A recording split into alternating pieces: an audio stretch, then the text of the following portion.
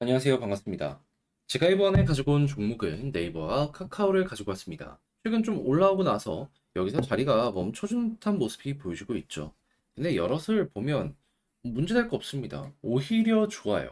그래서 이것들만 잘 이용을 하신다면 자연스럽게 제가 이집트 설명드린 내용에 맞춰서 차근차근 우상향하는 거 만끽을 할 수가 있지 않을까 싶은데 다음 주까지 집중적으로 봐야 되는 포인트 뭐가 있는지 살펴보도록 할 테니까 일단 들어가기 전 구독과 좋아요 한번 꾹 눌러주시면 감사드리겠습니다. 자, 일단 가장 먼저 네이버와 카카오 제가 주구장창 말씀드리는 게 뭐죠? 결국에 어떠한 것들로 인해서 움직이든 금리 인하가 핵심이 될 수밖에 없을 테니까 이게 어떻게 되는지 보자. 이렇게 말씀을 드렸었잖아요. 근데 금리 인하에 영향을 미칠 수 있는 건 뭐다? 첫 번째는 물가고요.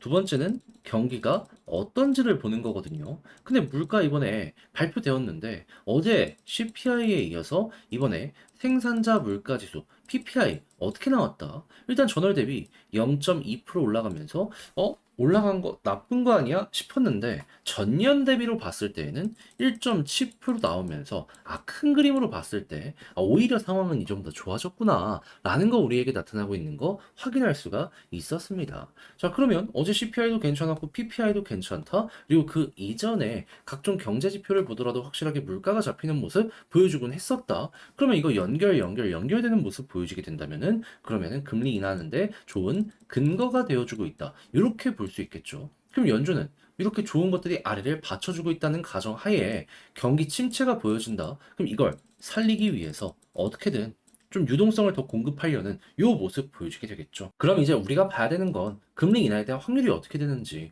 요게 이제 최고의 호재이기 때문에 여기에 맞춰서 가격적으로 어떤 반응이 나올지 요것만 생각을 하면 다시 현재 자리에선 이렇게만 생각을 하면 되는 겁니다.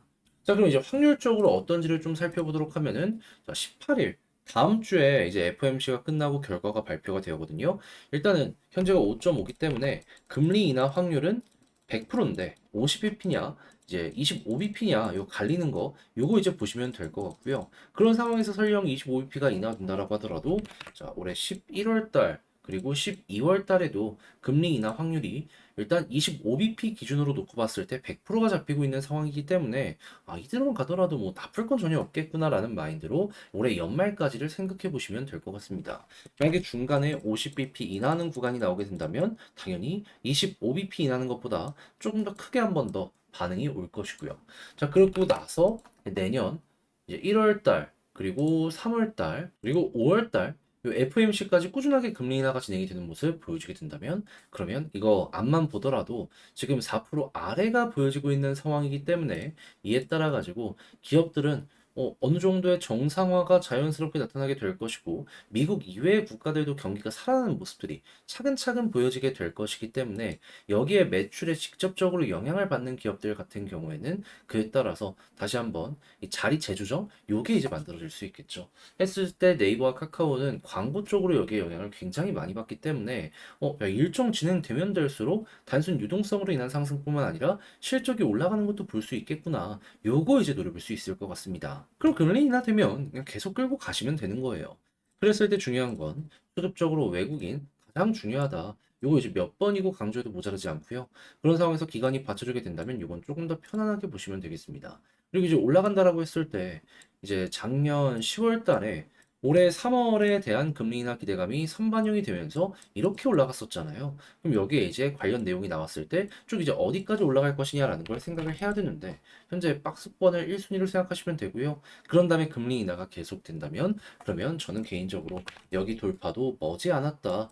인하가 계속되는 한 꾸준하게 중간 쉬어가는 모습이 보여지게 된다라고 하더라도 한 번씩 이렇게 올라가는 거 노려보시면 좋겠습니다. 자, 그러면 이제 상승 이 방향 자체가 돌아서는 이 시작점이 어디가 될 것인지도 한번 예상을 해보면 되는데 두 종목의 공통적인 특징 60일선 돌파는 자, 네이버 같은 경우에는 이렇게 보이죠. 근데 볼린저 밴드 상단 위에서 버티기가 잘 안 되고 있습니다. 그럼 이걸 통해서 우리가 생각할 수 있는 건 뭘까요? 이 둘 다를 돌파했을 때 방향이 전환될 가능성이 높다. 이거는 카카오 역시 마찬가지입니다. 둘 다 뚫고 위에서 버티면 그때부터 차근차근 이렇게 돌아설 수 있다. 요거 알아두시면 이거 역시 여러분들이 뭐 난 바닥보다는 무릎에서 매수를 하고 싶어 라고 한다면 되게 이용하기 좋을 겁니다. 그런 다음에는 이제 금리 인하 때만 노리면 단타시는 거고, 그리고 이제 중장기로 끌고 간다라고 하면은 금리 인하가 끝 난다라고 했을 때까지 보시면 되는 거고, 이것도 이제 성향에 따라서 달리 보시면 되겠네요. 자, 그러면 이걸 글로 쓰면서 총정리 영상 마치도록 하자면, 일단 첫 번째 나오는 뉴스를 봤을 때 이제 물가가 확실히 잡히는 모습이 보여지고 있어서 금리 인하 기대감은 더욱더 커질 수밖에 없을 것이다. 그래서 9월 다음 주 FOMC에서 이제 어떤 결과가 나오는지를 봐야 되는데, 이제 금리 인하는 너무 당연한 거고 향후 방향성에도 힌트를 굉장히 긍정적으로 준다면 이때부터 이제 시장 크게 반응할 수 있다. 이거 꼭 여러분들 이 순서 기억하시면서 보시면 좋고요. 그런 상황에서 수급 외국인이 중요하며 지지라인 같은 경우에는 특별하게 신경 쓸 거 없을 것 같고요. 그 상황에서 이제 올라간다라고 했을 때는 역시나 60일 볼린저 밴드 상단을 동시에 돌파해야지 조금 더 쉽게 볼 수 있을 것 같습니다. 그런 다음에 단기적으로 보실 분들 같은 경우에는 금리 인하 시기 때만 노리시고, 그리고 난 중장기로 노려보려고 한다라고 하시는 분들 같은 경우에는 금리 인하 시작은 물론이거니와 중간 쉬는 것도 버티면서 금리 인하의 끝 얘기 들려올 때까지 버티다가 이제 인하 끝이 보인다라고 했을 때 이제 여기가 고점 언제 될 가능성이 높을 거 아니에요. 매도 진행하시고 비중 낮춰가시면 되겠습니다. 어떻게 보면 이게 한 1년 이상 끌고 가야 되는 전략이다 보니까는 좀 너무 어렵다라고 생각할 수도 있긴 한데요. 근데 이제 올라가는 거 계속 보다 보면 나름 그렇게 난이도가 있는 매매 방법도 아니라 인내심만 가지고 보면은 충분히 된다.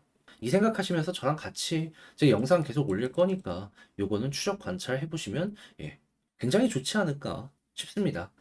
자, 그럼 이제 마무리 지으며 구독, 좋아요 안 눌러주신 분들 한 번씩만 눌러주시고요. 저는 다음에 더 좋은 영상으로 다음 주 이제 수요일까지 추석이잖아요. 목요일에 뵙겠다라고 말씀드리며 이상 주식 정리해드리는 주정남이었습니다. 영상 끝까지 시청해주셔서 감사합니다.